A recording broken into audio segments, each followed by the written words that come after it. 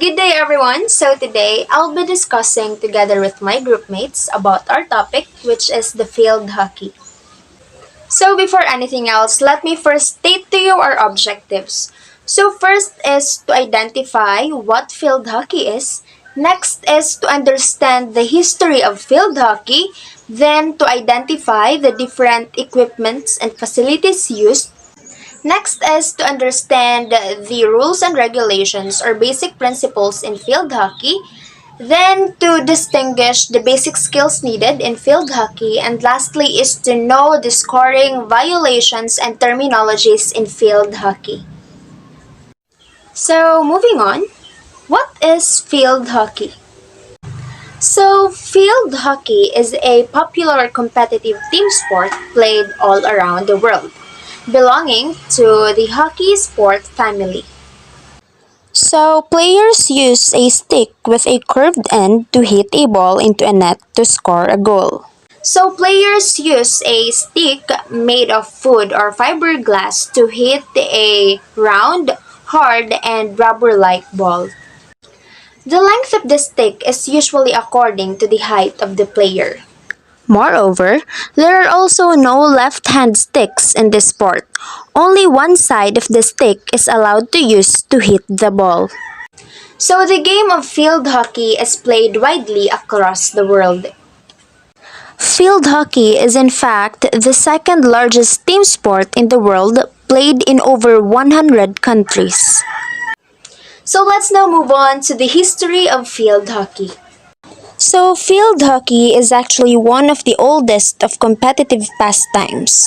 The sport of field hockey dates back well before the ancient Olympic Games.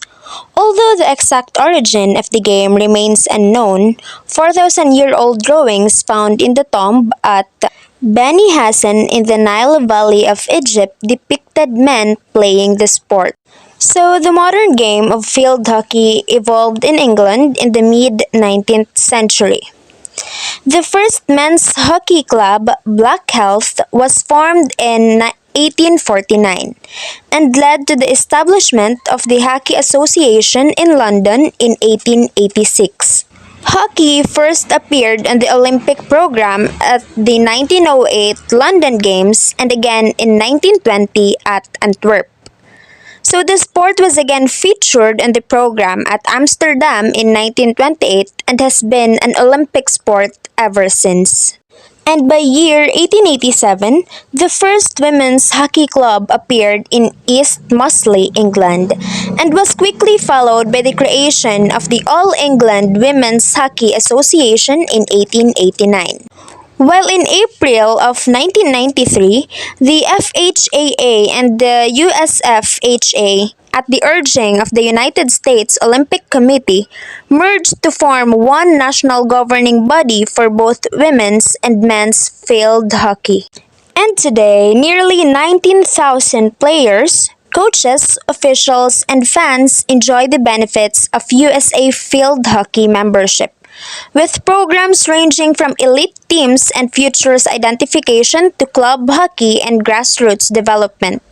Today's USA Field Hockey continues to raise public awareness and promote the sport as a lifetime activity. Hello everyone, my name is Shiloh Vicobilla from Bped, and I am here to discuss the equipment and facilities used when playing the field hockey. A field hockey ball. A field hockey ball is the only type of equipment that can be used to play field hockey. A field hockey ball is a round spherical-like ball that is made of solid plastic. The ball is easy to stick handle, to pass, or to shoot with. It can stay on the ground or fly in the air as well. The field hockey ball is a plastic spherical shaped material made of cork core, usually white colored. The color varies based on the color of the ground on which the game is played. The circumference of the ball is generally 224 to 235 millimeter.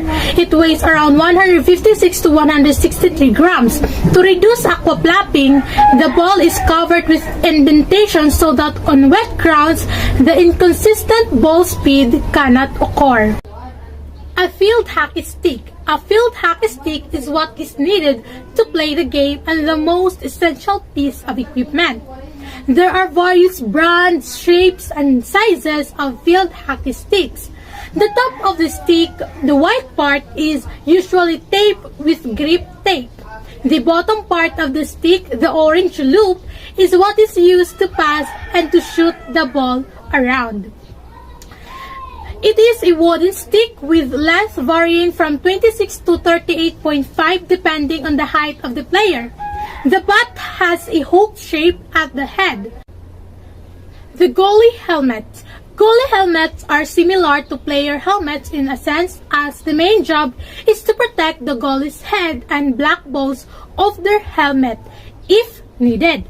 However, a goalie helmet only consists of clips on the side of the helmet with one strap under the chin. As a result, the goalie is able to turn their head and move easier inside the helmet. The field hockey elbow. The elbow protectors are made with caution and protection to ensure player does not get injured from a stick, ball, or by falling into the field. The neck protector.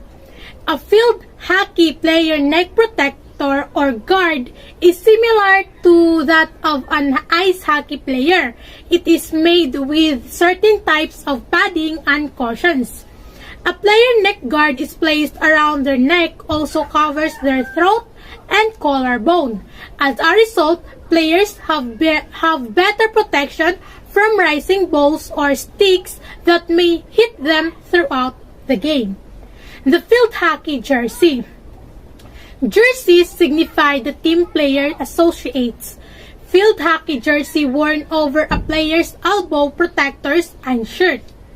A jersey often has the name of the team on the front, with the name of the individual player and their number on the back. The field hockey cleats. The field hockey cleats are similar to a typical baseball or soccer cleat. However, field hockey cleats are made with longer rubber studs, so a player can have a better grip on the grass when running. It prevents them from wiping out. Popular field hockey cleats brands are often Asics or Under Armour. The field hockey goalie girdle. A field hockey goalie girdle is like an ice hockey shell for pants.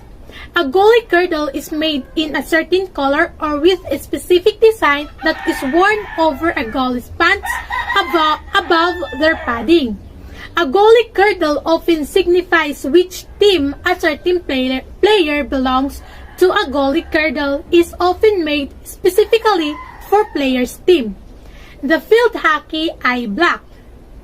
The field hockey eye block does not make a player look cool when running onto the field, but most importantly, it protects a player's eyes from the sun. The eye block absorbs the sunlight and heat radiating down and allows the player to feel comfortable and to be able to navigate their way around the field freely. The field hockey leg guards. Field hockey leg guards are similar to field hockey shin guards. Leg guards protect the player's leg and knees from injury. Leg guards are necessary because the plastic shell of protection and cushion of the pad is the only way a player can feel safe and secure enough to block shot, take a stick slash, or fall to the ground. The field hockey socks. The field hockey socks are high socks that fit shin guards under them, so the guards are secure and won't move around a lot. Field hockey socks, depending on the brand, are made out of quality fabrics which allows the player to feel comfortable on their feet when running around the field. The field hockey mouth guards. Mouth guards are an underrated piece of equipment in field hockey. Many different competitive youth sporting leagues requires players to wear them. Mouth guard make it so your teeth are better protected. Furthermore, if one is hit hard into the ground, the mouth guard can absorb a lot of the impact if one closes their mouth and bites down. This can also prevent serious concussions. The field hockey stick bag. A field hockey stick bag is the method of transport for carrying a player's field hockey stick. When traveling from a game to a game, a stick bag protects the sticks from being cracked or broken, also giving the player an easy way to hold the stick with strap in the side of the bag. The field hockey goal. A field hockey goal is also known as a field hockey net. Once a player shoots the ball past the white goal line between the post on the grass or turf, it's considered a goal. A field hockey net is mixed between ice hockey net and soccer net. While it has the same shape of an ice hockey but and contains 2 posts and 1 crossbar, the length and the width of a field hockey net differs. Instead of being 4 feet by 6 feet, a field hockey net is 7 feet by 12 feet. Field hockey face mask. Field hockey face mask has 2 holes for players' eyes and goggles to fit through the holes that a player's nostrils fit into. There are 2 horizontal buckle straps that loop around the back of the player's head, and there is 1 vertical strap that loop behind their head as well. This way, a player's face is protected and secure during the game. The field hockey cone. The field hockey cones are like any other type of cones, used the same as those used in the soccer, flag football, or ice hockey drills.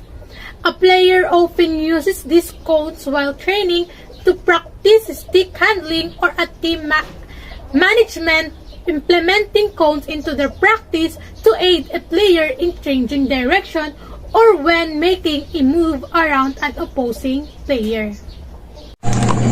Good day everyone, this is Erickson Heraldo from Bped 2C, and in this video, we're going to talk about the rules and regulations and how does the scoring work in field hockey. So, rules and regulations. Hockey players can only hit the ball with the flat surface of their stick, and aside from the goalkeeper, the hockey players are not allowed to use their feet or any parts of their body to control the ball at any time. So, hockey players may not trip, push, charge, interfere with other players, or physically handle an opponent in any way because hockey is a non-contact sport and all fouls result in a free hit or a penalty corner. A goal can only be scored either from a field goal, a penalty corner, or from a penalty stroke. A field goal is a goal scored from one play and can only be scored from inside the striking circle in front of the opponent goal. If the hockey ball is hit from the outside of the circle and goes into the goal, it does not count as a goal. How does scoring work in field hockey? So, the objectives in this sport is to score more than the opponent team. Scoring in field hockey is very simple in terms of its relationship to other sports because only one goal or 1 point can be scored at a time. Similar to many other sports played on a grass or turf field, in order to earn a point, the ball must cross the goal line of the defending team. Each team has a large semicircle surrounding their goal. In order to score a goal, either the ball has to be shot from inside the line of the circle or at least one other player on the field has to touch the ball within the striking circle. And if the goal isn't scored this way, then it will not be counted. And that would be all. Thank you. Hello everyone, I'm Rika Chapare. So let us move on to the basic violation of field hockey. So there are types of foul in field hockey. So the first one is obstruction. So obstruction is awarded against a hockey player who uses their body or stick to prevent an opponent from reaching the ball. So the next is what we call the third party obstruction. So this is awarded when a hockey player positions themselves between the ball and an opponent and allowing a teammate an unobstructed play on the ball. So next one is advancing. So advancing is awarded against a player who shows, pushes, or advances the ball in any way, and also using any part of their body. The next one is the black sticks. So when we say black sticks, this is awarded against a player who strikes the ball with the rounded back of the hockey stick. The next is hockey stick interference.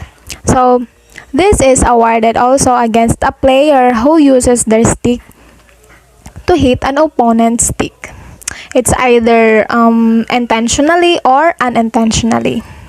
The next one is undercutting. So undercutting is also awarded against a player who lifts the ball in a dangerous manner.